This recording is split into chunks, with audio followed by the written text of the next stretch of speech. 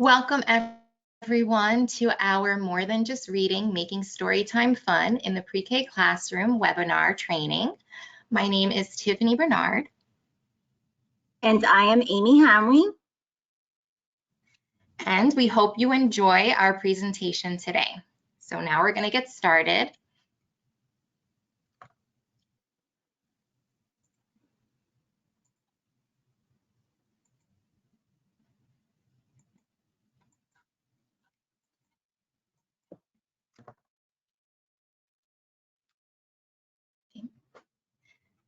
So, what kind of face would you make if a tickly green bug were sitting on your nose?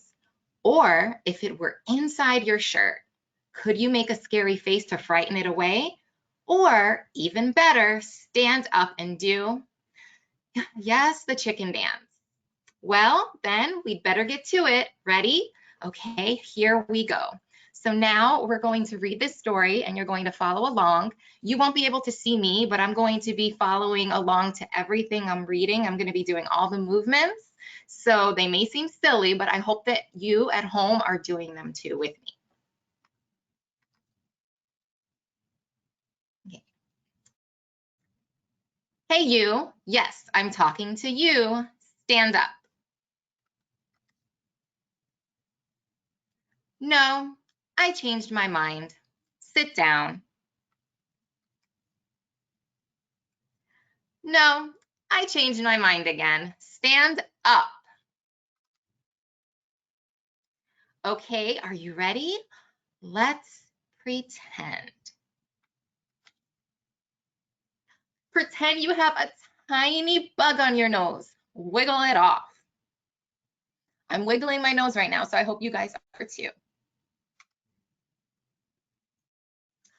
It tickles. Wiggle your nose and laugh.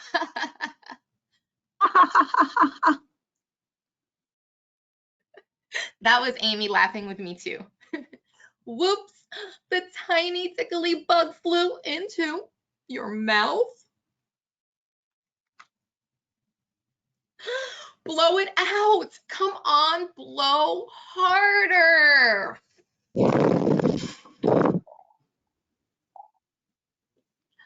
Wait, the tiny tickly bug is out of your mouth, but now it's in your shirt?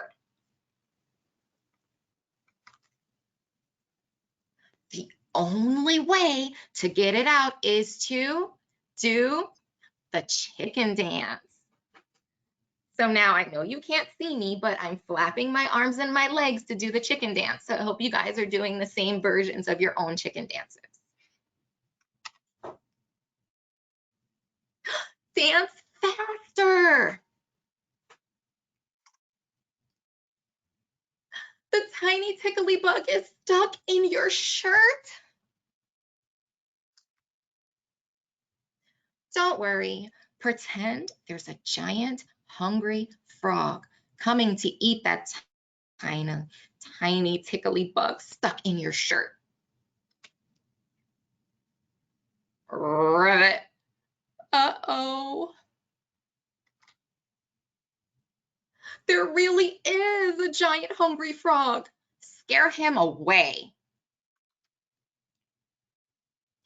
Help! Make a scary face now. Yikes, not that scary. Wait up, giant hungry frog. I'm still scared. The end. So basically we wanted to open with that interactive story because it really is a wonderful, engaging story to, if you choose to read it to your students, to get them involved. They're going to laugh during the story. They're going to do all of the silly movements along with you. And it's a great way to get them up and to get them moving. And even during trainings, when we do this training live, we always open with this particular book, and it's great to see the participants interacting with each other, laughing at all of our different actions that we're doing to follow along with the book. So it's a really great interactive story to get people moving, laughing, and participating along with you when you read it. Okay, so our training overview for today is that we will be discussing literacy and language development. What is a story time? Ways to make story time interactive. We're going to discuss how story time can connect to the class tool and how we can link story time to other activities that we can create for our students in the classroom.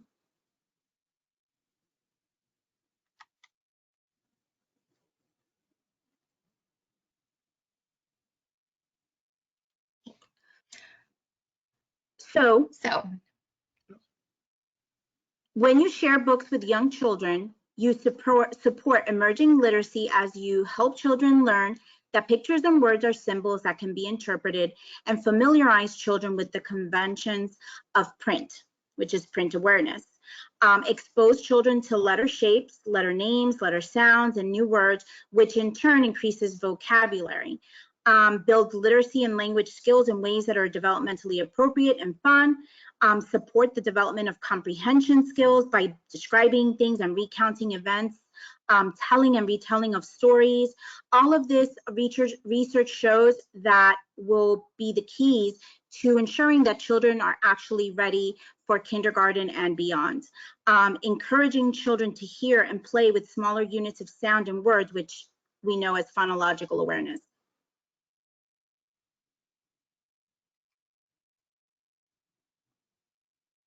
Okay, we wanted to share these two quotes with you.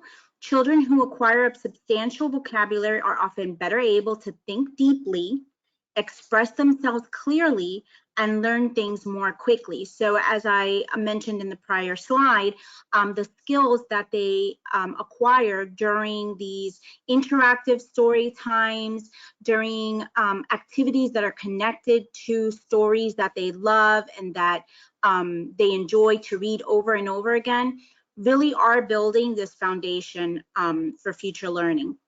When comprehension and vocabulary strategies are taught in conjunction with reading high quality books, children make meaningful connections to the global messages of emotion. So we also know that really the most important thing that they need to know when they get to kindergarten is how to regulate their emotions and have those problem solving skills. So while they're learning these literacy skills, they're also able to express themselves better and in turn have a higher level of socio-emotional development.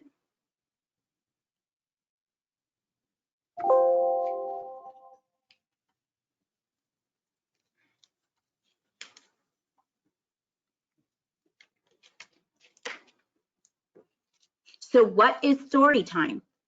Story time is an interactive group activity used to inspire imagination, foster emerging literacy skills, and plant the seeds for a young child's lifelong interest in reading and books. Through story time, you help children build vocabulary, develop listening skills, increase attention span, promote oral communication, and teach new concepts and skills. So we see again that story time does more than just give them these literacy skills. You know, there's all of this language development. There's, again, the socio-emotional and even behavioral, because again, we're looking at children to increase their attention span, and that's something that they actually have to practice. So the more you do it, the better they will get at it. And again, if you're choosing the correct books that are of interest to them, which we'll get into shortly, you'll also have a better chance of helping them to increase that attention span, along with the language development and all the other skills.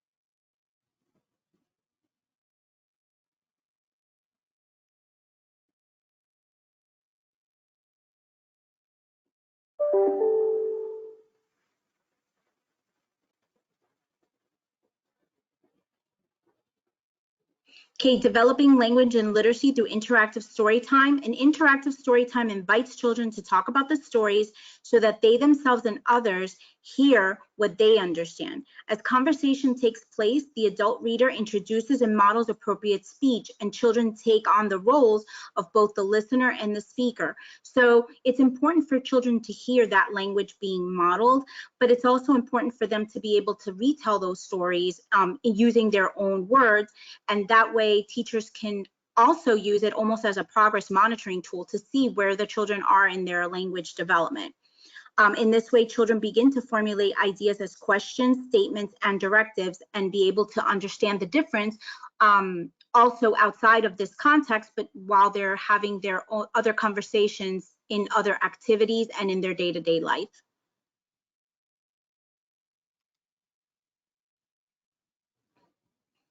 So, some questions to ask yourself when choosing books for read-alouds. One question is, does the story sound good to the ear when read aloud? So we know that sometimes we just are reading to read. We can pick up a book and start reading with a small group of children or one-on-one with a child. But when we're doing these intentional story time, we want to make sure that the books that we're selecting fit what we want. So again, stories that are humorous and predictable, books that have been particularly successful are some such as classics like Chicka Chicka Boom Boom, Pete the Cat, Don't Let the Pigeon Drive the Bus, Brown Bear, what do you see? Especially because of the repetitive nature of these books, children will begin to read them themselves. Will children find the book relevant to their lives and culture? So again, the research shows that children respond better when the book is either of their interest or like seems to be their experiences, what they're actually living day to day. Will the book spark conversation? So in order to be able to ask those higher order questions and to have informal conversations about the book, you want a book that will spark conversation. So you want to choose a variety of books, books about animals, people, wordless books, which we're going to see a little bit later in the presentation, pictureless books, and both fiction and nonfiction books. And later we're going to show a video that shows a great way to have that discussion with the children so that they can differentiate what is fiction versus nonfiction. You want to choose sophisticated picture books in which the listener must infer characters' motivations and thoughts and connect them to actions such as cause and effect. These are the types of books that will allow you that space to be able to ask these great questions and have conversations with children that are open-ended. Will children want to hear the story again? Because we know that children learn through repetition. You want to be able to give them stories that they will enjoy so much that they'll keep asking to hear them over and over again. So choose books with vivid pictures, with a strong storyline, engaging characters. Again, the repetitive language and rhyming phrases.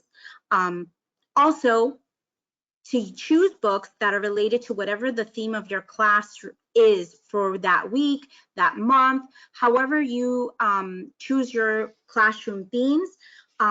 Having books that children can connect to the theme is very important when choosing your books.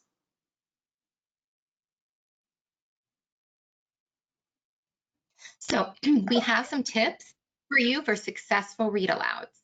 The first thing that you want to do is preview the book before you read it out loud with the class so you can predict any likely questions or reactions that your students may have.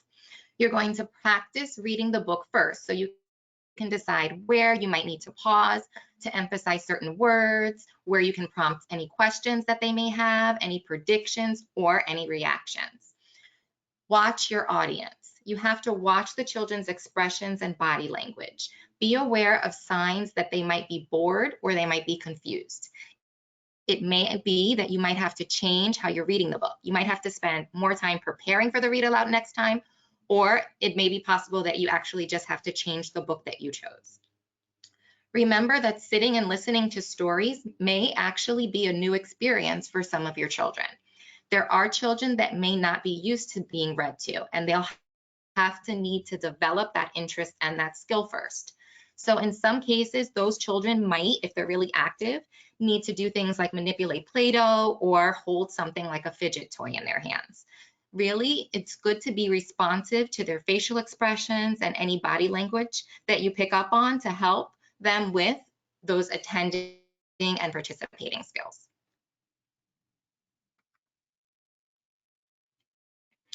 There are several ways that you can make Storytime interactive. So you're going to introduce the book to the group. Point out pictures on the cover, point out the title, the author, the illustrator. Invite the children to predict what the book is about and talk about how the book might connect to any experience that you've had or to some books that they've heard or read. You can also give a brief explanation about why you chose to read the book. For example, you could say, this is the story of a boy who goes on a trip. I chose it because you just came back from a trip. Or something like, this is a story about a mouse who really wants to eat a red ripe strawberry. I have read this book many times. I wonder what you're going to think about it. While reading, talk about specific letters. For example, point to the letter C and say, Callie the cat is looking for a place to live. Here's the letter C. Here's another C. You can also connect the letter to a name of a child in the classroom. Oh, look, Colin starts with a C too. Before you're reading, you want to ask children where on the page you should start. As you read, move your finger from left to right under the words so that they understand that you read from left to right and they understand those pre-reading skills that you want to introduce to them. You also want to build in time for children to respond during the read aloud. Allow time for children to look at the pictures as you read, for them to make comments, and for them to ask questions about the story. But don't read too fast. Vary your pace so you can pause for emphasis when you want to emphasize a certain word or certain phrase in the book. And allow time for children to think about what's happening or what might come next, which is really great to help them build those prediction skills. So other ways for you to make Storytime interactive, encourage them making predictions. Ask children what they think will happen next. Help them confirm or change the predictions they may have made as the story starts to progress. Listen to and acknowledge all of their ideas and interpretations they mentioned, but not just the correct ones. So instead of accepting or rejecting comments or ideas as right or wrong, you can use comments like, that's one possibility. Let's see what the author has in mind. Or, well, that's an interesting idea. How did you think of that? Because you don't want to tell them that an answer is right or wrong, because a lot of times there could be different answers to a question. And you want to really see why they think that that's a certain answer. And they might end up changing their answer once they have more information about the story. Save time at the end of the story to get reactions from the group. Ask those open-ended questions that are so important that can't be answered with a yes or no response. For instance, ask what the child liked or disliked about the book and why. You may ask what he or she thought about the characters or how the problem was solved. Point out parts of the story you noticed or particularly liked yourself. Show the children phrases or parts of the text that made you feel or visualize something. And you can also ask them if there were other parts of the book that they noticed that maybe you didn't point out in the book, because that way you can show the children that what they have to contribute to the book reading actually matters as well. Okay. Something really important for you to do is to get in character. You can wear a costume, you can have out different types of clothing or accessories related to the story. This really makes the story come alive to the children, especially when you use those dress-up clothes and when you use those different things to make children find the story more engaging and more interesting. You're going to read with expression. Let your voice reflect the tone of the story or the different personalities that the characters may have. By using different voices, by using humor and a variety of facial expressions, you can make the story come alive for children and keep them engaged during the story reading. You also can use puppets or props to highlight your story. Children can take turns using the props during the story, and really using these props can help extend the children's language and provide them with an opportunity to learn new vocabulary. but you do not have to use props or activities for every book you read. Honestly, your voice alone can captivate your audience. So that's why you really want to make sure that you're being animated when you're reading the story. You're varying the tone of voice. You're using those facial expressions. All of those things can keep your children engaged and captivated by the story that you're reading. You can see in the picture that obviously the theme is a farm theme. You see that they've decorated the classroom. They have that gate wrapping around, and obviously he's dressed up as a farmer reading the book. And that can really make your audience, make your students engaged and really participatory in the book reading. Another thing that you can do is to publish class stories. You can create books together as a group. You can write down the stories that your students tell you. Writing together can help them feel better about the things that they come up with. It makes them feel like their stories are worthwhile and makes them think about the different components of storytelling, such as a story has to have a beginning, a middle, and an end. You're also showing them that written words have meaning to people. You can think of a topic together, have it relate to the current theme in your classroom, or be about changes your students would like to see made in their favorite stories. For example, Amy had mentioned earlier about, that book, Don't Let a Pigeon Drive the Bus. Well, what if the pigeon actually got a chance to drive the bus? You can change that ending and see what they think, what they would come up with. Read your book to your students. Ask those open-ended questions about people, places, and stories on the pages to really get them to think and to let them, wonder what could happen in the story that they create. Offer writing utensils such as crayons, markers, and colored pencils so they can illustrate those stories themselves. Provide simple props so you can act out the stories that you create together. And if you want, you can even email a scanned copy to their family so they can read the story at home together. That way, those families see what you're working on, and they might even want to do the same thing and create a book at home to read with their students.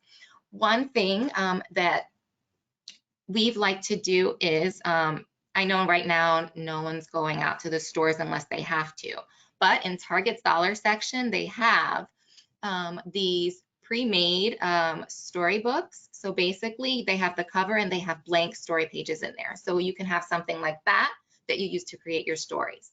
You can also just get plain pieces of computer paper, construction paper. You can punch holes in it, use yarn to bind it, or use binder clips, however you want. But just make sure that those pages are blank so that the students are able to draw their pictures, write the words or letters that they are able to make, so that way you can really make your story come alive and create it together.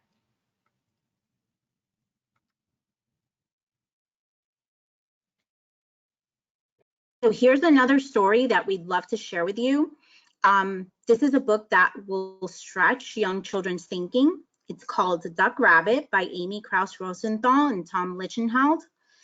And in this funny book, two unseen characters disagree on what kind of animal stands before them. Is the creature a duck with a bill, a rabbit with tall ears? The answer is that it all depends on how you look at things. This clever book reveals that sometimes there really is more than one right answer.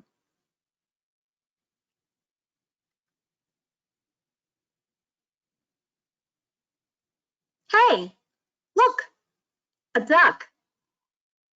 That's not a duck, that's a rabbit. Are you kidding me? It's totally a duck. It's for sure a rabbit. See, there's his bill. What are you talking about? Those are ears, silly.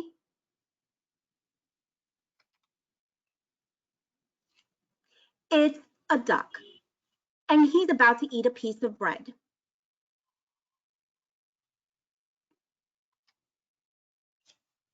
It's a rabbit, and he's about to eat a carrot.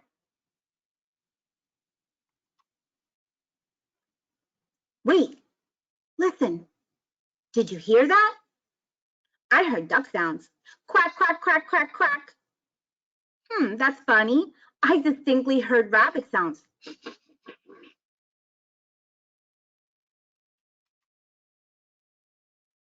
Now the duck is wading through the swamp. No, the rabbit is hiding in the grass.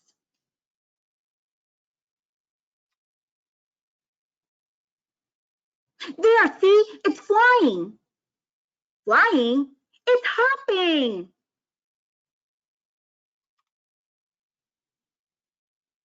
Look, the duck is so hot he's getting a drink.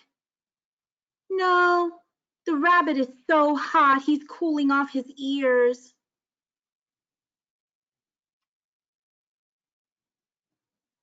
Here, look at the duck through my binoculars. Sorry, still a rabbit. Here, ducky ducky. Here, you cute little rabbit.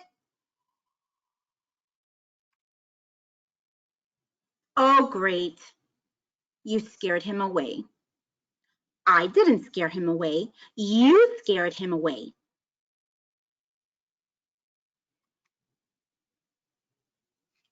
You know, maybe you were right. Maybe it was a rabbit. The thing is, now I'm actually thinking it was a duck.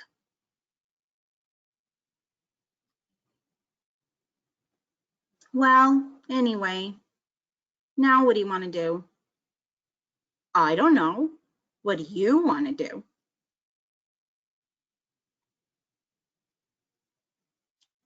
Hey, look, an anteater. That's no anteater. That's a brachiosaurus.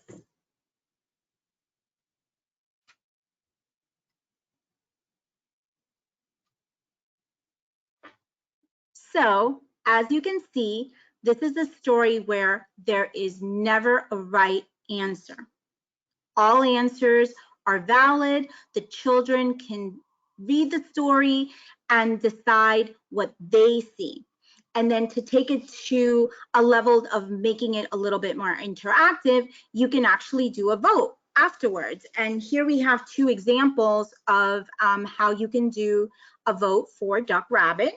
You can use sticky notes. You can have the children come up with stickers and place the stickers under what they believe that the animal actually is. And again, there's really no right or wrong answers. It's just an interesting way to see what they're seeing and to have them discuss why they believe it's either a duck or a rabbit.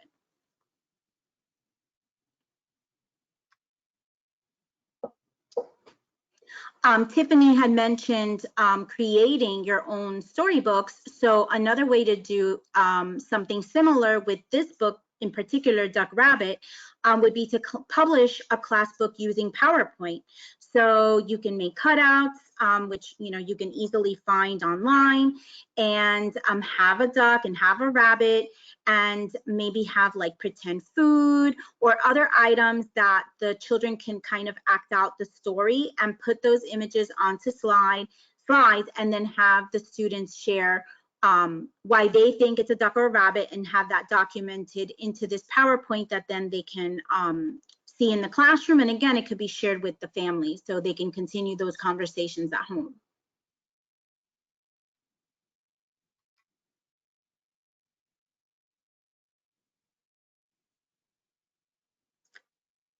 So now we're going to do a poll.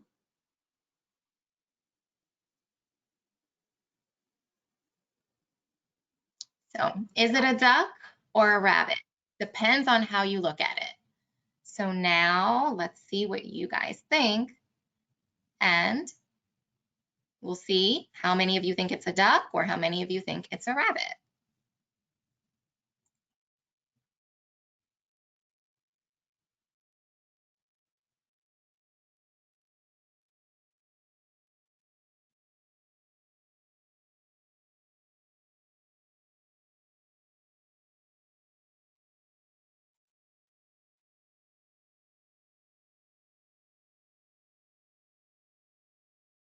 So now we're at 62% of people that voted.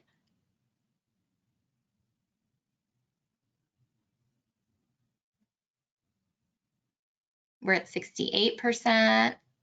It's slowly going up.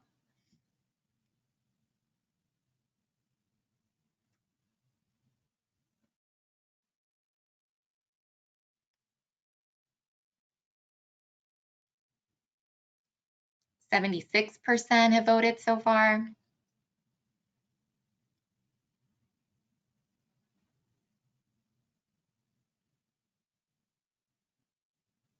We're going to give it another minute so that everybody has a chance to vote, and then we'll share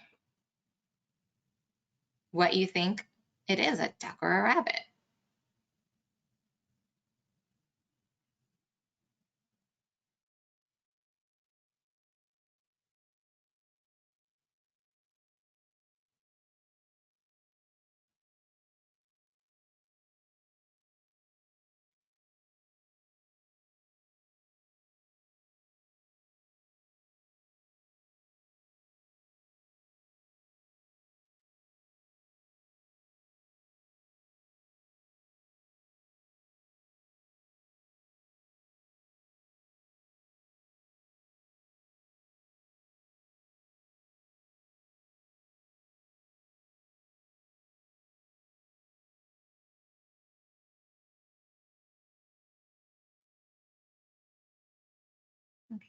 We're only at 81% voted, but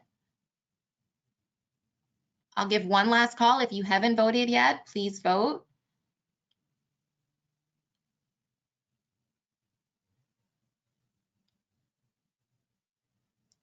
Okay, I'm going to close the poll.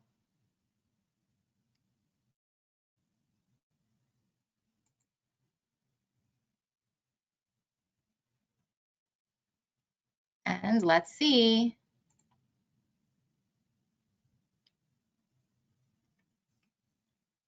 So more of you thought it was a rabbit than the duck,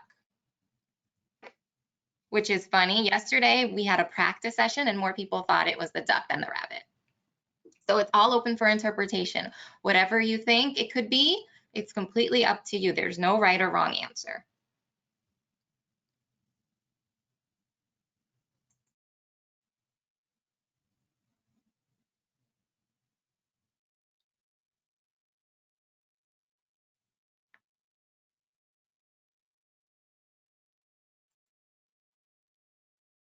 Okay.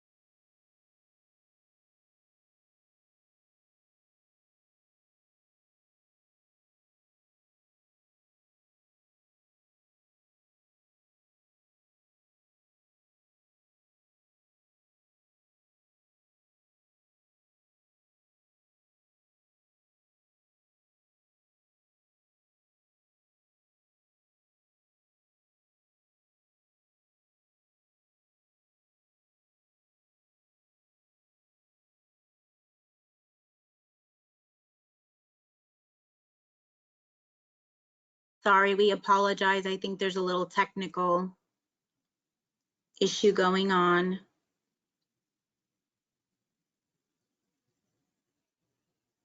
This is all new technology for us.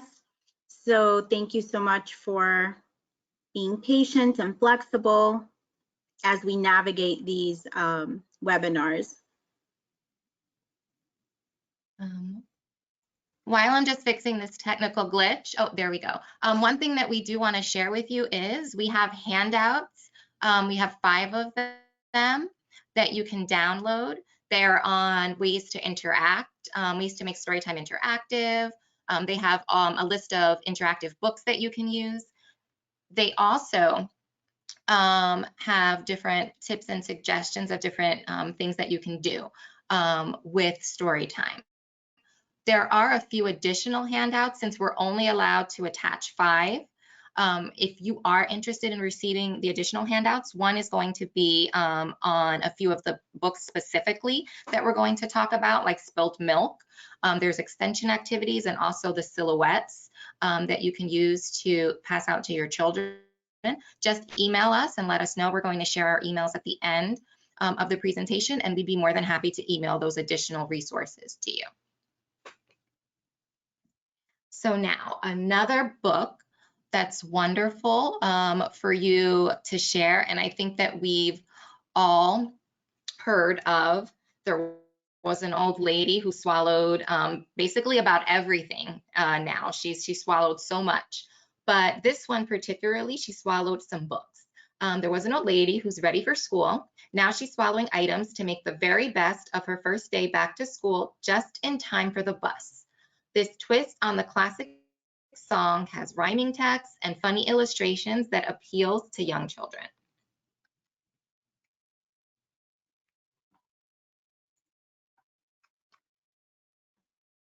So ways that you can use to make it interactive would be, as you can see in the two pictures, in the first one, children can put the items on a felt board in sequential order, so first, second, third, etc., to help retell the story. So basically online, Pinterest has a lot of great free resources. That's where I had gotten this years ago. I used it when I was a teacher in the classroom, and I actually printed them out for all of their Was an Old Lady books that I have. And you can have the children come up and you can have them put it on a felt board in that sequential order to help retell the story. And then you can also help the old lady swallow items from the book. So children can come and put those items in her mouth. This is actually wipes, a baby wipes container. So I just made the hole wider so that there's enough room for children to put the items in her mouth. So these are just different strategies that you can use to help make the story interactive.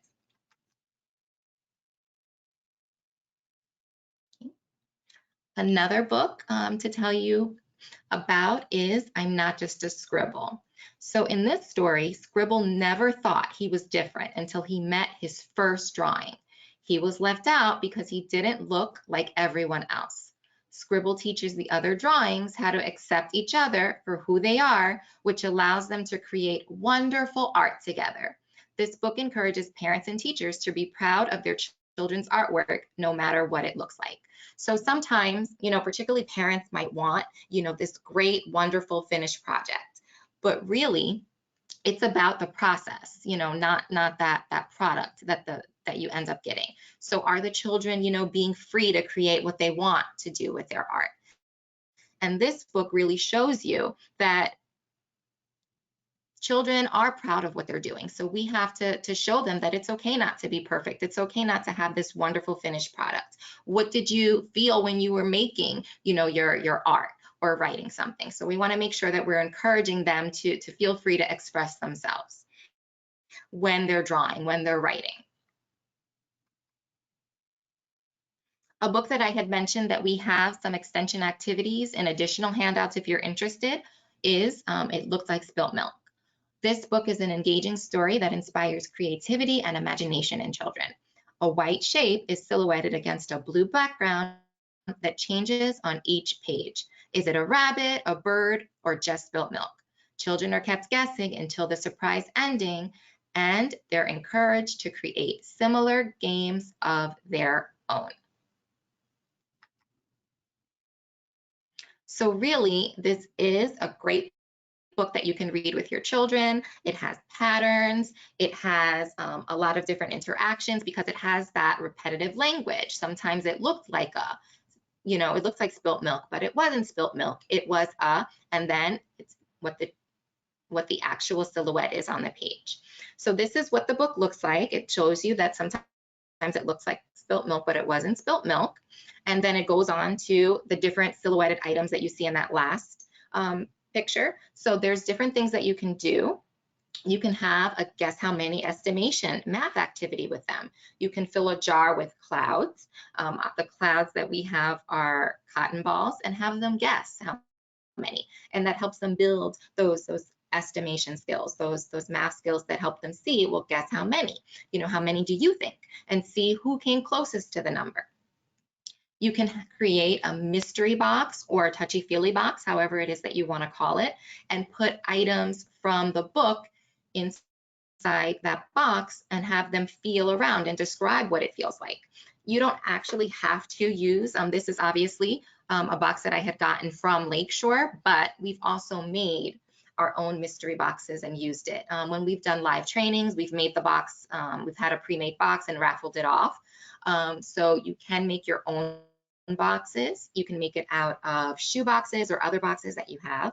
Cut a circle in the middle and wrap it with funky, colorful wrapping paper, and use felt and glue felt around the circle and cut it in strips so that the children can feel that texture as they go in and look for those items.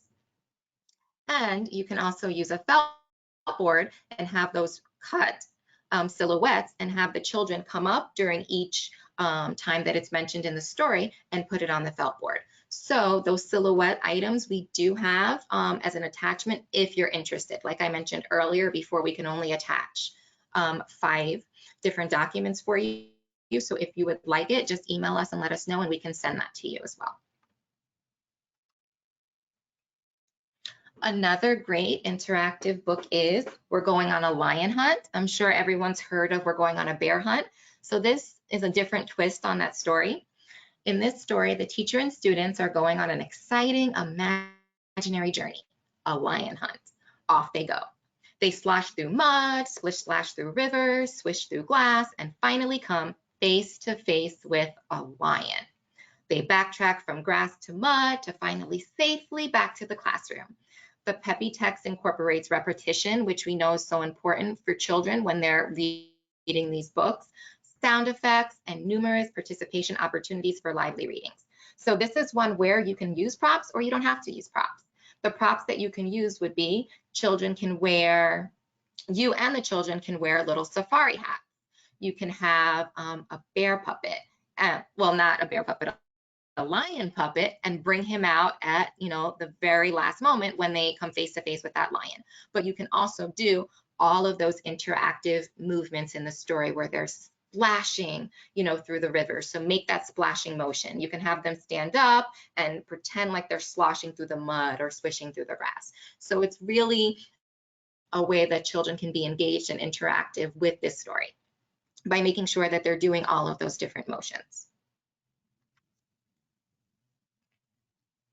This book was mentioned earlier because of that repetitive language in there. Don't let a pigeon drive the bus. So when the driver takes a break, he asks the reader to do one thing. Don't let the pigeon drive the bus. The very determined pigeon tries everything to get behind the wheel, including saying, "No fair. I bet your mom would let me." Children enjoy shouting out "no" in response to the pigeon's persistent requests. Also, children will identify with the pigeon's pleading tone while at the same time recognizing that the pigeon is being unreasonable.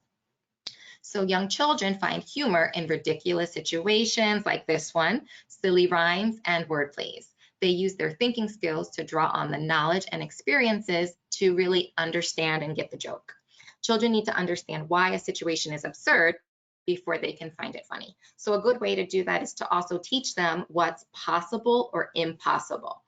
Possible things would be like a person drives a bus. Impossible would be, can a pigeon drive the bus? No, that's an impossible situation. While reading the book, you have to stop and ask them questions like, what makes this book funny? Would it still be funny if the pigeon's requests were actually more sensible? The pigeon could actually do it? Why or why not? So that's a good way to get them to think about it, to make them understand the differences between what could happen and what actually couldn't happen in a story.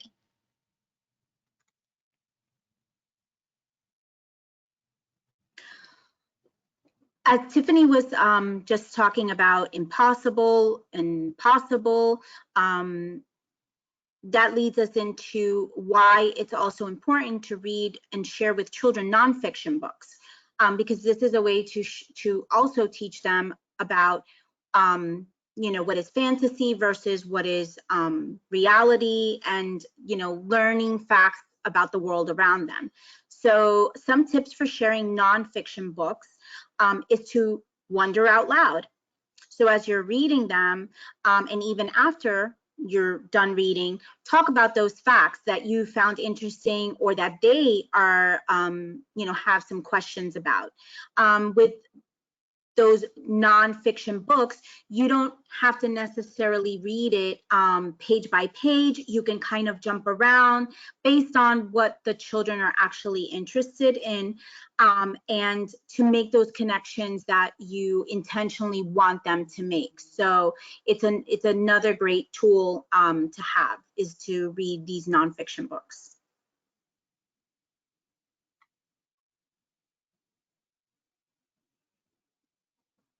So here's an example of a book that that is nonfiction and can be used in an interactive way. So this is the Bug Book. It's actually a rhyming story, and it lists all kinds of bugs. And you can discover the wide world of insects in this book and join the search for all the bugs you can find. So children either absolutely love bugs or they absolutely hate bugs. And so either way, you're going to get a great reaction. They are definitely going to be interested in seeing the pictures and looking at the different bugs. And then there's so many ways that you can take this and make it interactive. When Tiffany and I do this presentation live, we have our bug counters. We have different ways for children to manipulate the bug counters, and then extend that to other activities that they can do. That could be science-based, they could be art, they could be math. So again, there's just different ways that you can make a nonfiction book such as the Bug Book interactive.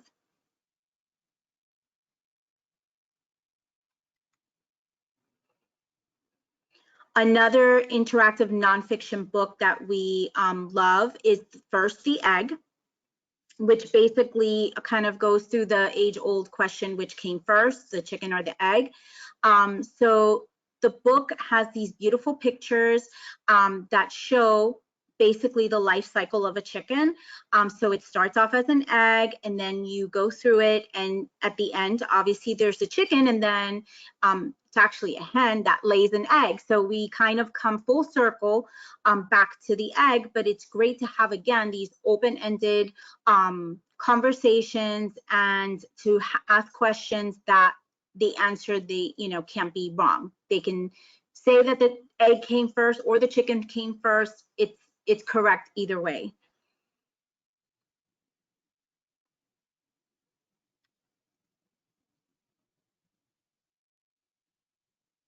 Okay, so we had mentioned at the beginning of the presentation that we would talk a little bit about books with no pictures. So we actually have a YouTube video that we'd like to share with you about a reading of a book with no pictures.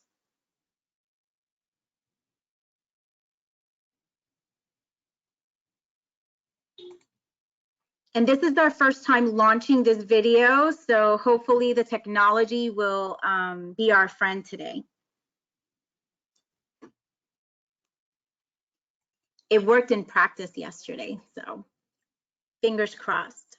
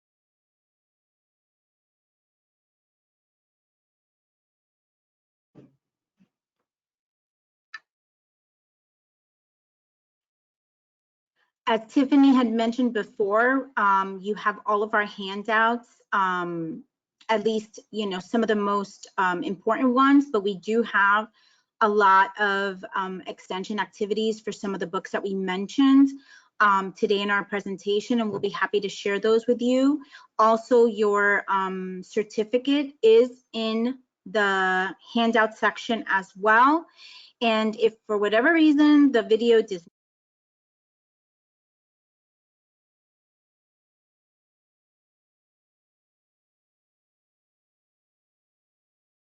Oh, keep going, Amy. The video is going to play. Sorry, it muted me. Did you have anything else? No, I just wanted to say, if we didn't have the launch of the video, we would send you the link, but we can send you the link regardless. So we'll send you the link so that you can also have that link to this video. In addition to links, there is another cute one as well on YouTube. It's these two kids reading Duck Rabbit. So you only see the pictures in the book like we showed you, but if that's something that you would like to, we can send that to you as well. Okay, so now here's the book with no pictures.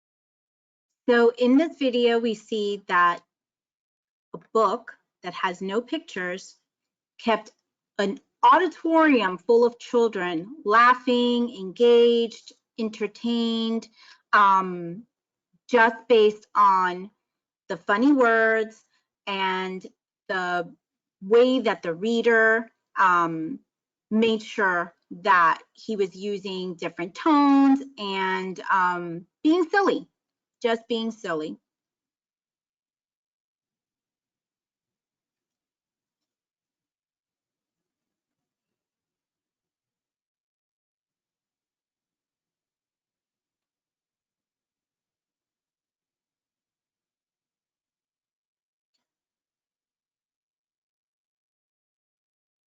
We're still working on figuring out these transitions back. There she goes. Thank you, Tiffany. Thank you guys for having patience as we learn and navigate the system. Okay, so now we hope you enjoyed that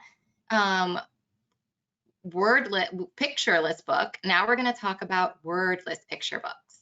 So wordless picture books are told entirely through their illustrations. They are books without words, or sometimes they might have just a few words. Sharing wordless books also reinforces the idea that the story and the pictures are frequently connected in many books that we read. Children often really enjoy these stories because they can explore the pictures and they can create their own story in their own words, because kind of like the theme of today, what we've been saying, there is no right or wrong way in particular to read a wordless book. So when you finish reading a wordless book, you can ask a few simple questions like, what pictures helped you tell the story? What was your favorite part of the story? Have you had an experience like the one in your story?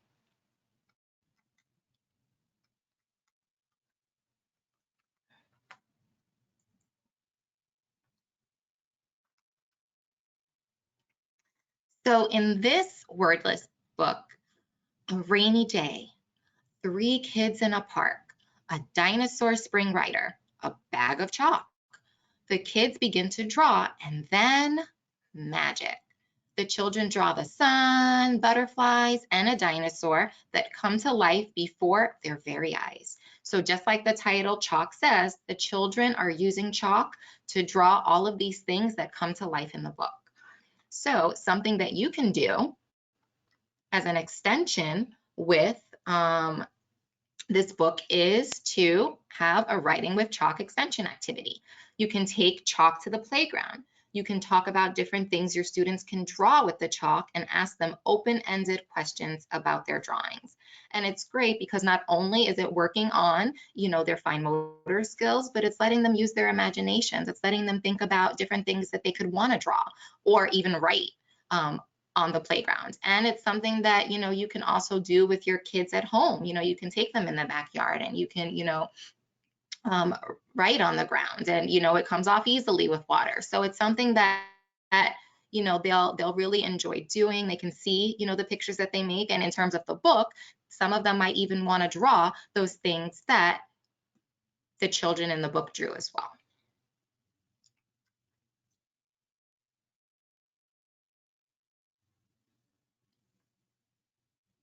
Okay, so as I mentioned when we went over our training objectives, one of the things that we want to point out is how all of this connects to class. So for those of you that are unfamiliar with the class that we're speaking of, it's the classroom assessment scoring system, which is a tool that is used to observe and assess the quality of interactions between teachers and children in classrooms. If you are a school readiness provider, you may have already become somewhat familiar with class, at least in the sense that you have already had someone come to your school to conduct the class assessment and observe either your classroom or one of your colleagues' classrooms using this tool. If you're a VPK only provider, this is not happening yet. However, most likely in the near future, we will probably be coming out and doing some of these class assessments, whether it's voluntary or mandated by the state. But the class measures emotional, organizational, and instructional supports provided by teachers that have been found to contribute to children's social development and academic achievement. So I'm just going to very briefly just share some of the elements of the class. But I do encourage you, and here's a plug for some of our upcoming trainings, which we will again give you more information on at the end of our presentation. It also came out in one of our constant contacts today. You may have gotten it in your email. If you haven't checked your email, make sure that you do check your email and register for these fabulous trainings. We will be having an infant toddler track and a pre-K track. Today, we're going to be just talking a little bit about pre-K because most of our content in this training is geared towards pre-K classrooms. So the pre-K class tool has 3 domains, and they are emotional support, classroom organization, and instructional support.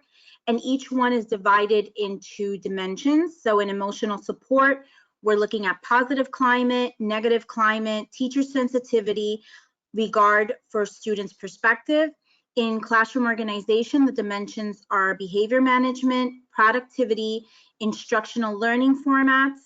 And in the instructional support domain, we have the dimensions of concept development, quality of feedback, and language modeling. And the connection really is that all of these activities that we have discussed up until now and will continue to discuss throughout the rest of our presentation really covers a lot of the indicators and behavior markers that dig deeper into all of these domains and dimensions. So if you're using these types of activities and doing these types of interactive story time, you will be hitting a lot of these items that you see in the class tool. And if, when someone comes out to do these observations, they will be able to see, these items.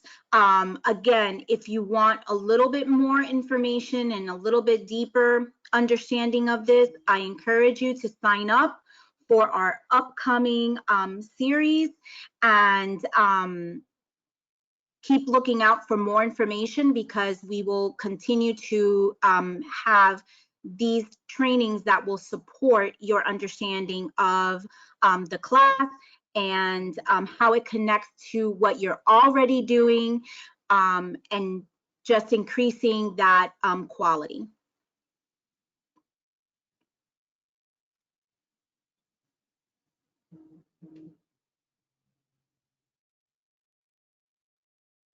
So just to make another little connection to class, pre-K class specifically, is that by doing all of this, we're meeting the unique needs of preschool children. It's helping them gain independence, using gross and fine motor skills, language and creativity, promoting emergent literacy and math, and their observations of the world.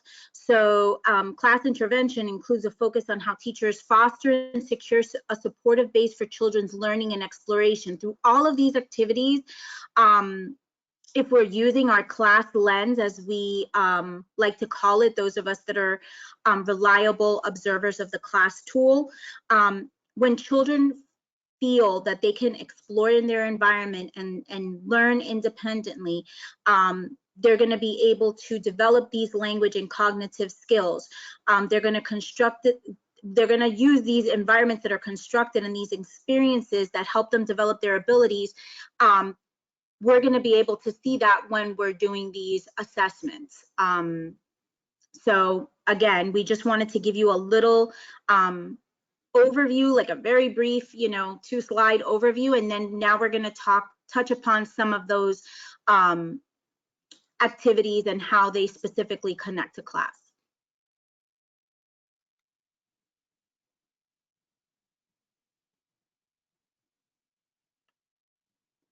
Okay, so connections to class and creating connections to the real world through stories.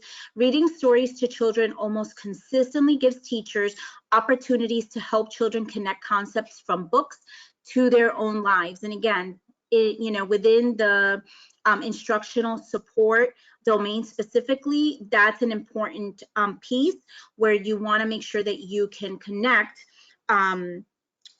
the stories that you're reading and the conversations that you're having with the children back to their lives.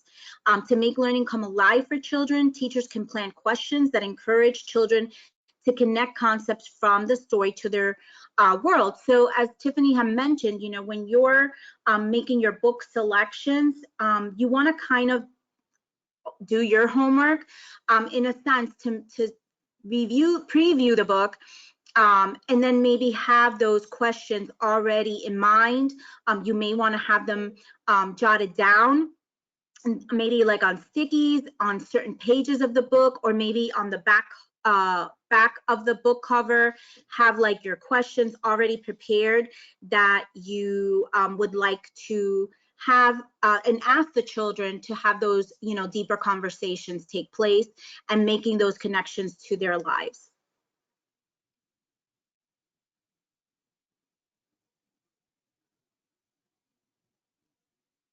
So here are some questions that you can ask to get children to make these important connections. So how would you feel if this happened to you? Has anything like this ever happened in your life? And what did you do? If this happened here in school, what would you do about it? How do you think the character feels? Tell me about a time that maybe you felt that way. And have you ever been to a place like this? What was it like? Tell us. So these are the types of questions, just examples. There's, hundreds of questions that you can ask that are similar, to these, but that help children to make that connection from what's happening in the story to their own lives.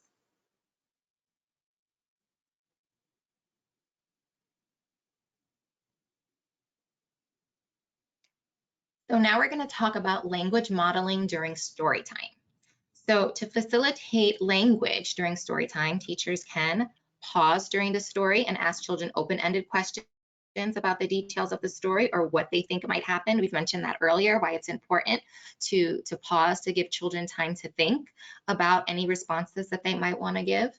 And we also want to take time to define any new words that come up in the story with language the children understand. And we're going to touch upon this in a little bit. But it really is important when you're reading, books, you can make notes to yourself about these new words that you might want to introduce to children and have those definitions handy on little sticky notes on the pages of your book. So you can say to yourself, you know what, I want to introduce this word and this is what it means, so that you're sure to be able to define all those new words for the children. So they'll be able to understand all of those novel words that you're introducing to them.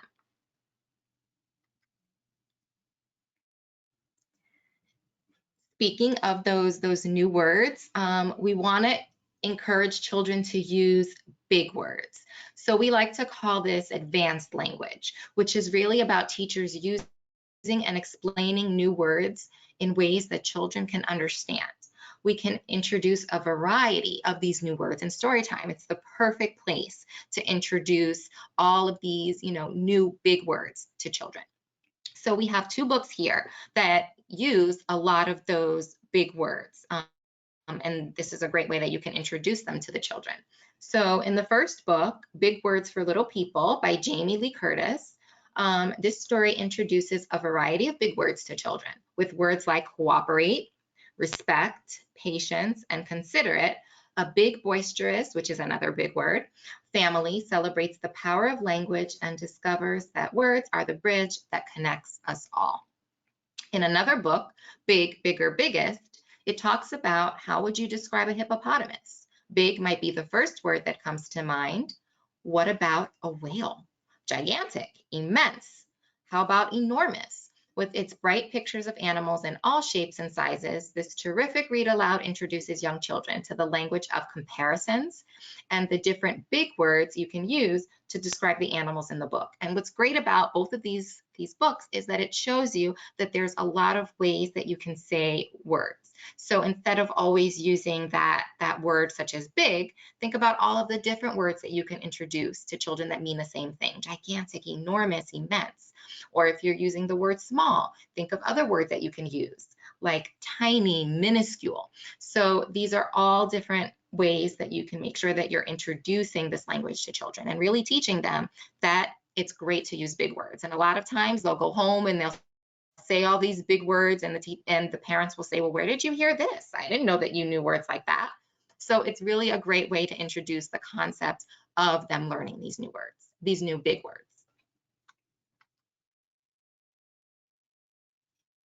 So now we're going to show you a video. It's promoting thinking skills in a discussion of a book's classification. So I am going to get out of the PowerPoint because we're going to have to go to a specific website for you to be able to see this book. But the website that we're going to, it's actually, it's Teachstone. So you're actually able to access this through my Teachstone, and it has a lot of great resources for you. So when you go in the website, you'll see that there's videos, there's different. I'm sorry, Tiffany. There's videos. Just to clarify, in order to access some of the resources in this My Teachstone, you do need to have a subscription. Right now, they are actually providing free subscriptions. So at the end of the presentation, when you receive you'll see the slide with our contact information.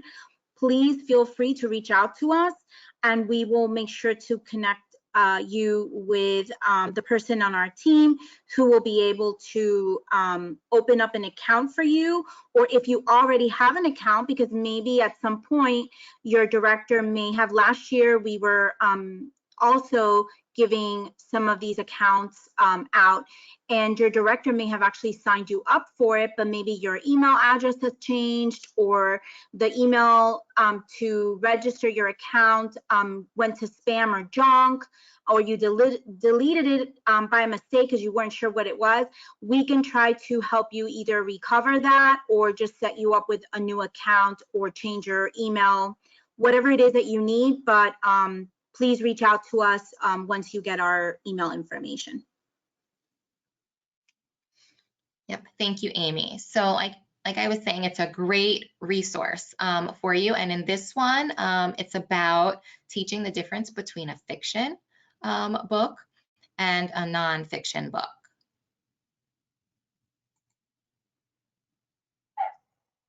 Is this an information book? Why not? Tell me why this is a story. Why is this a fiction story? You can tell me. Amelia, why is this a fiction story? Animals don't paint. Because animals usually don't paint. You're right. Elephants do. They could hold it with their trunk. So if maybe we'd have an information book about that. Why else can you tell me that this is not an information book? That it is a fiction book. Why else is this a fiction book? How do you know? Thea? How else do you know that this is a fiction book? Animals don't live in real houses. Animals don't live in real houses. They might have shelter and protection like in caves, but they don't live in houses like this. Do they live in houses? Yeah. No, not like we live in houses. But owners let their pets go inside your house. Some owners let some pets go inside. Would you let a pig go inside your house usually? Not typically. Sometimes they're small pet pigs that people will. Would you think this is a moose? Would you let this beast go inside your? No. Let's read. You could have a guinea pig. It's a small pig. You do have a guinea pig. So,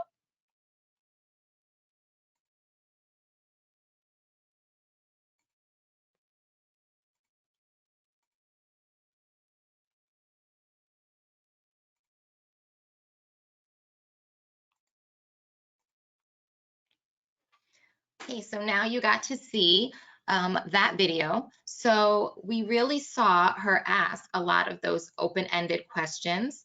We saw her provide students with opportunities to use analysis and reasoning in her approach to solve those problems. We saw her bring concepts to life by applying, things like in the everyday world that we see. She uses discussion to encourage them to think about that book's classification with, is this a fiction story, to help them gain a deeper understanding about that book's classification.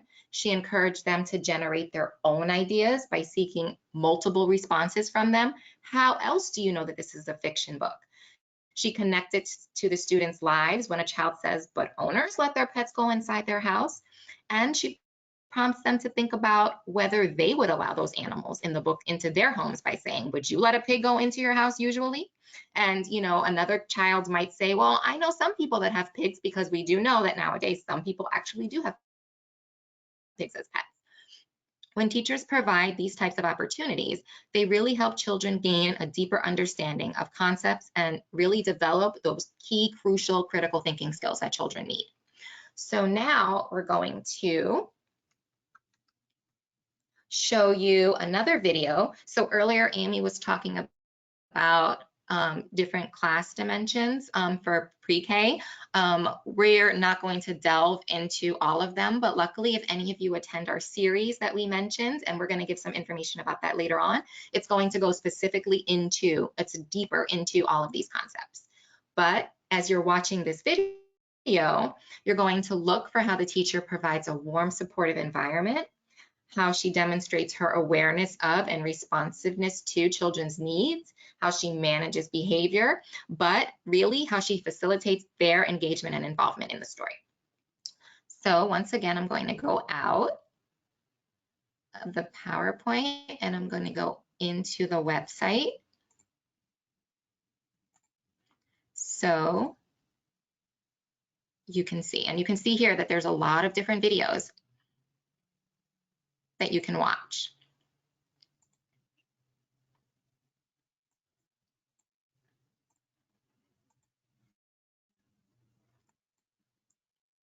So this one is 8 minutes long. We're not going to watch the whole thing. We're just going to watch snippets of it, but we really wanted you to see the interaction and the facilitation that's taking place in the video. We're going to do a special story. So we've read this story before, so you guys are familiar with it. You're familiar with it? Yes. Caterpillar. Chris, who's the author? It's Chris is talking through, friends. Who's the author of this story? Chris is talking. Eric Carl. Let's see.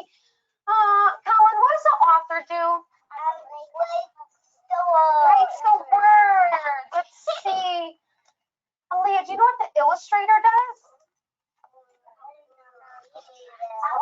Aaliyah's want some help?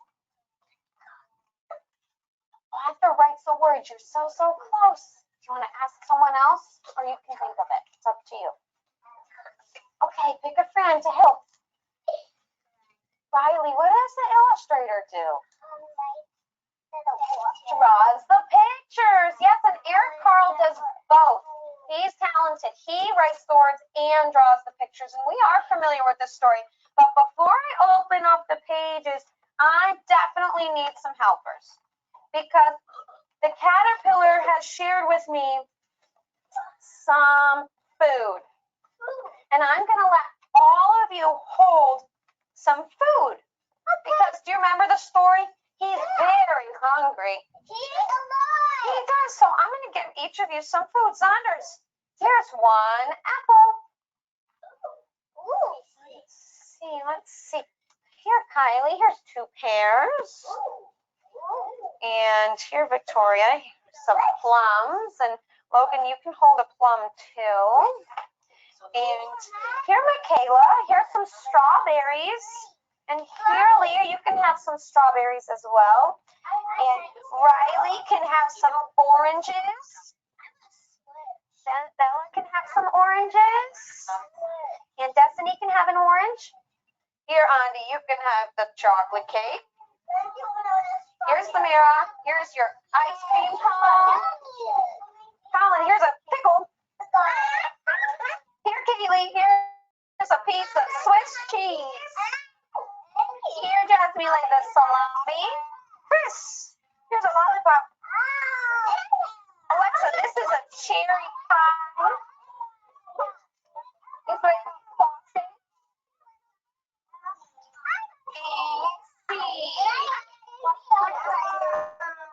Let's see, Samira. Can you also hold the cupcake? And let's see. Aaliyah, can you also hold the watermelon? Thank you. Did everyone get a piece of food? That is the cherry pie. So here is our friend, Mr. Caterpillar. Remember me from the story? Well, I'm going to read the story, and he's going to be our helper to remind us what happens in the story. And when you hear the food that you're holding, I want you to come up and feed Mr. Caterpillar, because he is very hungry. He's nice too. He's very hungry. Wait till it's your turn. Everyone's going to get a turn. So here's the story, The Very Hungry Caterpillar by Eric Carle. See it today. There's a hole in it, but just like in the story, there's holes in the illustrations. He is holding a lollipop. In the light of the moon, a little egg lay on a leaf. See the egg? Okay. You see the egg?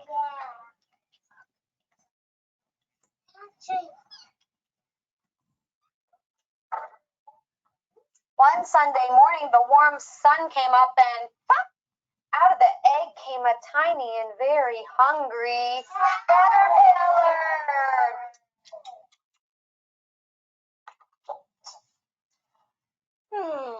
He started to look for some food. On Monday, he ate through one apple. So who has the apple? Thunder! Come on up and feed the caterpillar. He's hungry. One red apple. You say one apple? Good. Thank you. On Tuesday, he ate through 2 pears. Kylie has the pears. We put them on one at a time so you can count. 1, 2. But he was still hungry. So on what day comes after Tuesday? What day? Sunday, Monday, Tuesday, Wednesday.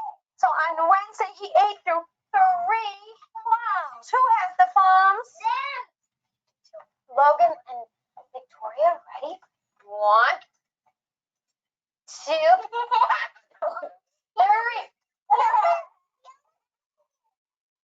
I don't think he's that hungry, Victoria. He's a nice guy. He likes food. But he was still...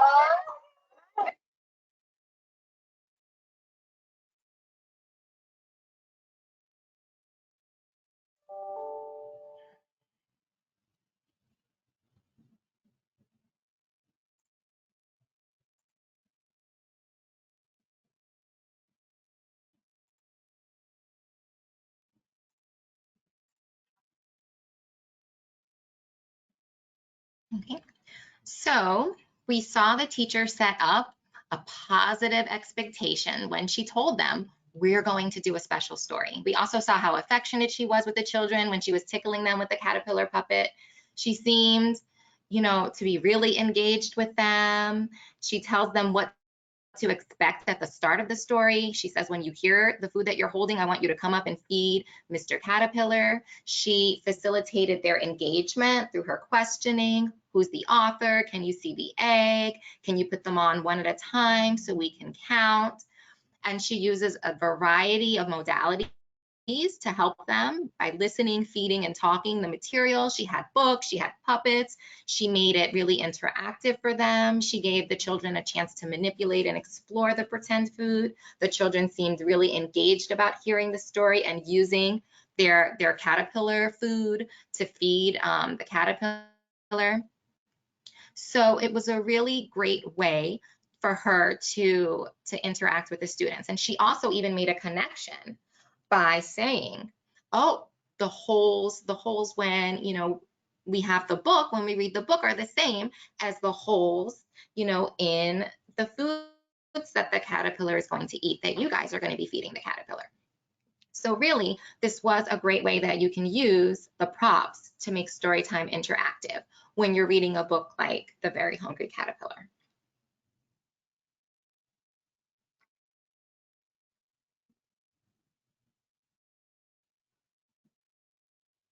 Okay, so one of the items in the concept development is integration. So reading to children enhances their awareness of unfamiliar areas of experience as they link concrete and abstract ideas in their lives. So teachers can demonstrate effective integration in two ways, either by explicitly linking concepts and activities to one another, and also by linking concepts and activities to previous learning.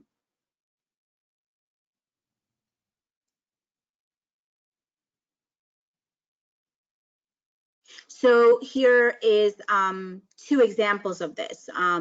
Children do reach new levels of understanding as a result of teachers frequently asking questions related to or explicitly stating how the two ideas are related. So using the hungry caterpillar that you just saw, the wonderful activity that teacher had for the children, a way to integrate would be to then ask, the hungry caterpillar's cocoon is kind of like he's all wrapped up in a snuggly blanket, isn't it? Again, children may not understand what a cocoon is, but they do understand what a blanket is. And so making that connection by explicitly telling them that the cocoon is similar to a snuggly blanket kind of helps them to start to make that connection and get the idea of what the cocoon could feel like. Tiffany had also discussed It Looked Like Spilt Milk, which is another great book. So a teacher could say, we read the book It Looked Like Spilt Milk during our story time and saw pictures that different clouds can make. What are some pictures we saw the clouds in the sky make when we were on the playground today? So again, another connection to the real world. What they read in the story, they can now actually go out to their playgrounds, look up at the sky and see the clouds and decide what it is that they see, the pictures that the clouds in their sky are making, and then bring it back inside and draw pictures.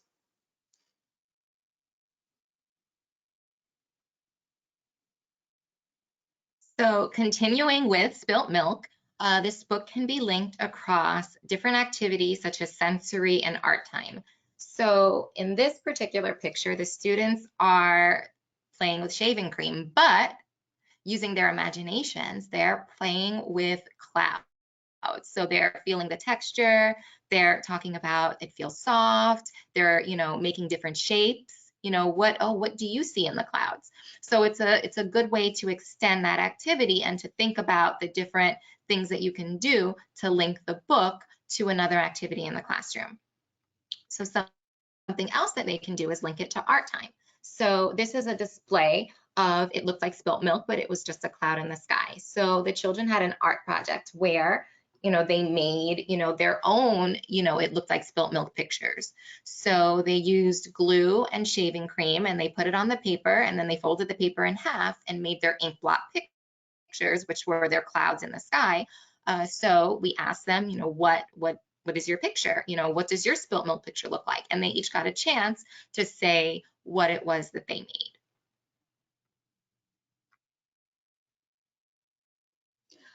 Another great book for linking concepts is a book called Not a Box, because a box is just a box unless it's not a box. So children can use their creativity and their imagination to decide what their box actually is. It could be a mountain, it could be a rocket ship, but the rabbit in the story shows that a box will go as far as the imagination allows. When Tiffany and I do this presentation live, we always bring an empty box, just a regular cardboard box, and as we read through the story and as we discuss, we provide these examples of how the box could be anything that you want it to be.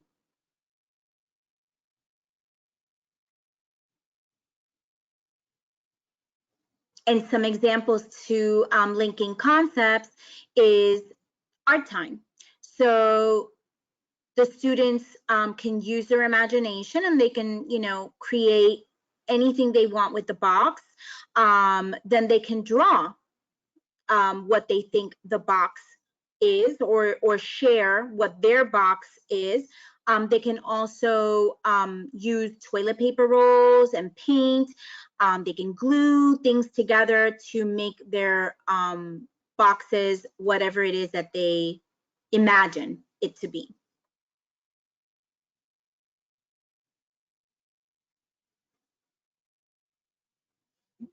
So one thing that's great to do is to introduce children to the concept of artists. And one of the world's most famous artists is Vincent van Gogh. So in this book, we talked about nonfiction books earlier. This is a nonfiction book. Vincent's colors pairs the artist's paintings with his own words. So Van Gogh's descriptions, arranged as a simple rhyme, introduce children to reproductions of many of his most beloved and important works.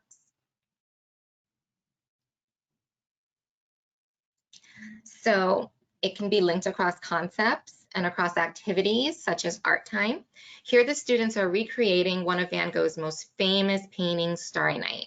They painted a picture, they saw what the actual picture looked like, they made their own reproductions, and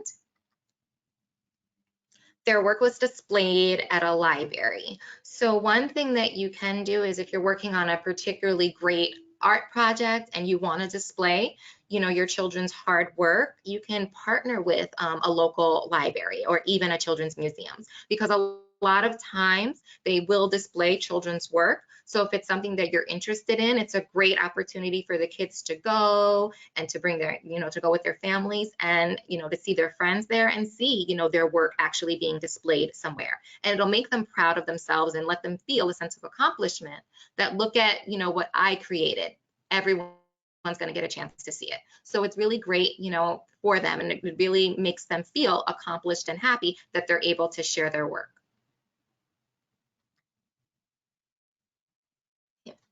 Another book that you can link concepts with is What Does the X-Ray Say? This book was actually written and illustrated by students in a second grade class in Wisconsin.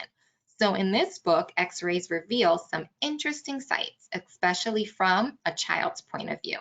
And when I used to read this book when I was a teacher, the children found it, really interesting and exciting that other children actually created this book.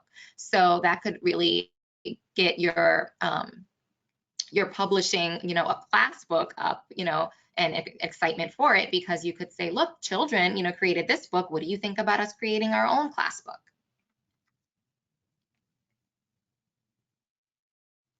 So in What Does an X-Ray Say? We have it linked to two different activities, science and art time. So in one picture, the children are looking at X-rays of the body, and then really getting to talk about, X-rays, talking about, bones in their bodies, feeling their rib after looking at a picture of the ribs, putting their hands on their sides and feeling their ribs. So it's a great way to introduce, children to x-rays. And then in art, they can make their own hand x-rays. So in the second picture, they used paint and really a little slider to slide the paint across, and then their hand x-ray showed beneath the paint. And then of course you want to display your children's artwork. So here we have an x-ray machine displaying all of the children's hand x-rays.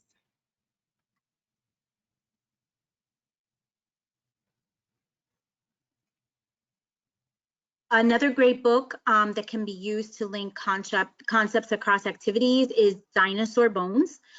So in this story, the author shakes the dust off the dinosaur bones found in museums and reminds us that they once belonged to living, breathing creatures. So this is a book that can be linked across many different activities such as art, science, sensory, math, pretend play, and also group projects, as you will see in the coming slides.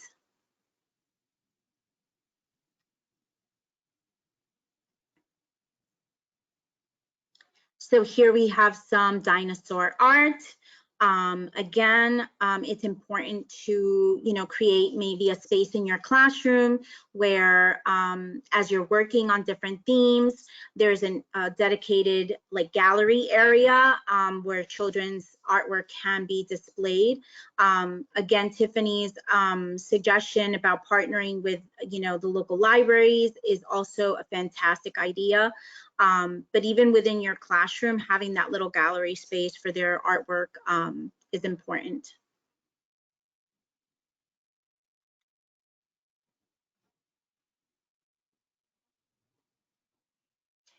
And here they are creating art with boxes. So talk about linking concepts. Here we can link to books. So you could talk about the previous knowledge and what they learned with the book, Not a Box. And now we're going to use boxes to create our own dinosaurs for our classroom. So this is another creative way to link concepts across activities. And, obviously this is kind of like a project-based approach where it probably happens over, a few weeks and builds up to, this lovely final product, but so much goes on throughout this process that develops all of those skills that we have touched upon during the presentation, having those great conversations, reading all these different books, allowing the children to explore with different mediums and different materials, and linking all of these activities across, the spectrum of, what they need to learn. And we do not have pictures to show you this, but other great things that you can do with a dinosaur theme like this one was, you can have sand and have those plastic dinosaur bones, and talk about, children being, paleontologists, and then talk about, letting them know what is that. It's a person who studies dinosaurs, and then get little paintbrushes and have them brush off, the sand from the bones, have them find those bones hidden in the sand and brush them off. You can also make fossils with clay, with dinosaur counters, and putting it in the clay, letting it harden, and taking out the dinosaur counter, and then seeing their fossils and having them paint them. And you can also online, I don't know if any of you have ever seen Peggy do her Kid Vision videos, but they have one going to the museum and they talk about the dinosaurs. And when I was a classroom teacher and we did a dinosaur theme, and this is actually my classroom that you see in the pictures, but we did that during the dinosaur theme. During a small group, they got to, go to an actual, virtual field trip, and we looked at, the museum, and then talked about all of the different things that they saw in the museum. So just different ways that you can incorporate a lot of different things, making it come more alive in your classroom theme, and linking across several different concepts. Another great book is Little P. In this story, Little P is happy because he has so many things that he likes to do, but there's one thing that he really doesn't like to do, and that's eat his candy for dinner each night, because his favorite dessert is actually spinach. So, you know, the book is funny and children will enjoy reading it, but it's also one that can be linked across several different activities, such as art, math, science, fine motor, and gross motor.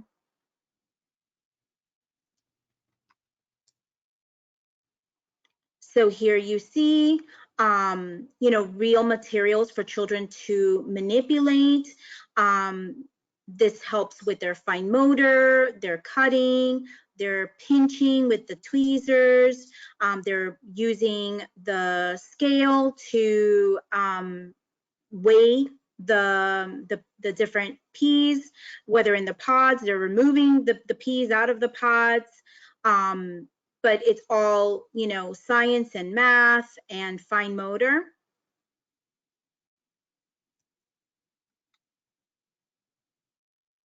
And here we continue with some math and science where they're using the balance to determine how many peas, you know, versus another amount of peas and what the, you know, what the weight is. They're using art by drawing their peas on paper plates, using Play-Doh to create small peas, little balls that they turn into peas, and also even gross motor, where you can create a hopscotch game and children can roll the pea, and wherever the pea lands, that's where they're gonna jump to. So another book that has many possibilities to engage the children and link the concepts across many different activities.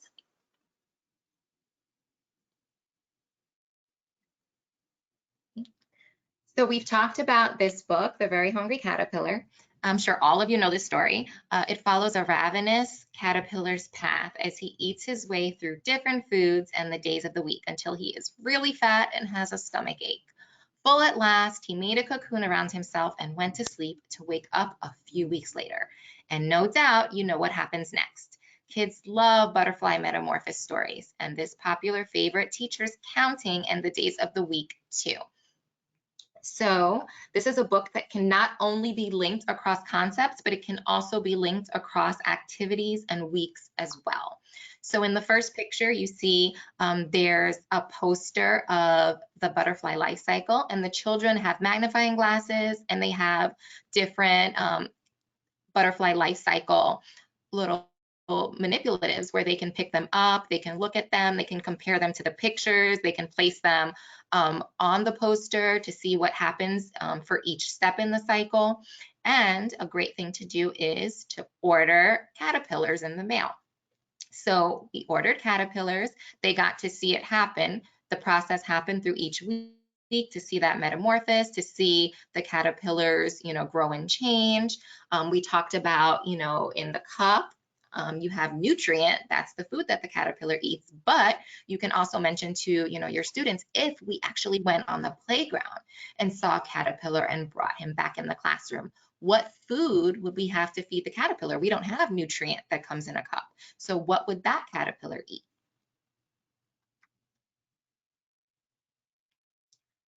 And then you can have the children document, you know, what they saw through each stage, you know, have them draw. You know, we obviously didn't, you know, you're not going to see the caterpillar as an egg, but, you know, have them draw the caterpillar. Then, you know, have them draw, you know, that second stage, the pupa stage, have them draw, you know, that chrysalis, and then have them draw the butterfly.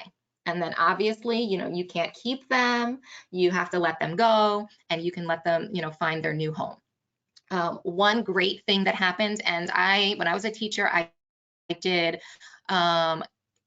ordered caterpillars probably 10 years straight, and this only happened 1 year. So I was reading this nonfiction book called From Caterpillar to Butterfly, and I was actually reading the part in the story where the butterfly was emerging from the chrysalis. And we had our caterpillars in the classroom, and they were in that stage where they were hanging upside down, you know, in their chrysalis. And all of a sudden, one started to open. And when I was reading, one of the children said, "Oh my gosh, Miss Tiffany, look, the butterfly is coming out of the cocoon." And of course, you know, it's a teachable moment. I put down the book. Everyone walked, you know, quietly over so we wouldn't disturb. that process and got to see it actually happening. So of course that only happened that one time, because they usually open when it's a weekend or it's, when no one's around to see it. But it's great that the children got to experience something like that. So it's definitely, if you've never ordered, caterpillars in your, pre-K classrooms, it's definitely a great thing for you to do, for them to be able to see, that life cycle take place. We've also ordered ladybugs. That's a great thing for you to do. That's as far as I went. I wasn't brave enough to order. They have praying mantises. I wasn't brave enough to order that. They have the tadpoles that you can order. I wasn't doing that either. They have ant farms. I stopped at caterpillars and ladybugs, but there's a lot of great things that you can order if you want to show the children the life cycles. And then, of course, you want to display your children's artwork. So, it's great as they get to walk by and they get to see all of the different, stages that the children drew. They get to see their friends' work and they get to talk about it. And it makes them, talk about, oh, do you remember when in our classroom the caterpillar was eating and growing? Do you remember when he went in his chrysalis? And do you remember when, he turned into a butterfly and we let him go on the playground?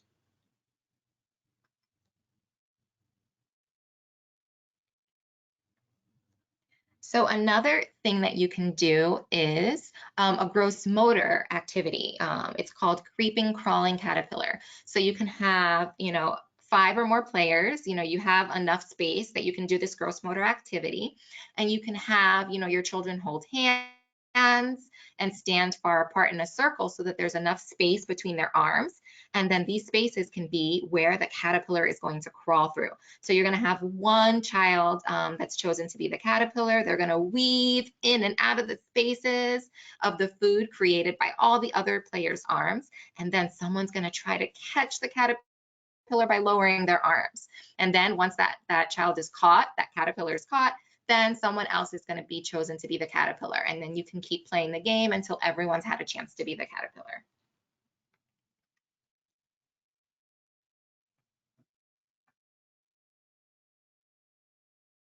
So we would like to thank you for signing on to our webinar presentation. We want to thank you for being flexible and patient with all the little technology issues.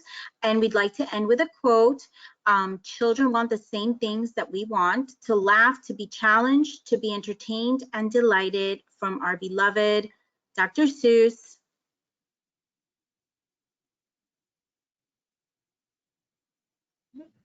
So here we have our contact information for you. So please feel free to email us if you want any of those additional resources that we mentioned. Just let us know and then we'll be more than happy to send those to you.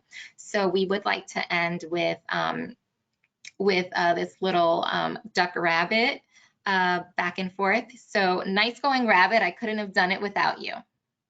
Likewise, Duck. A little duck rabbit humor.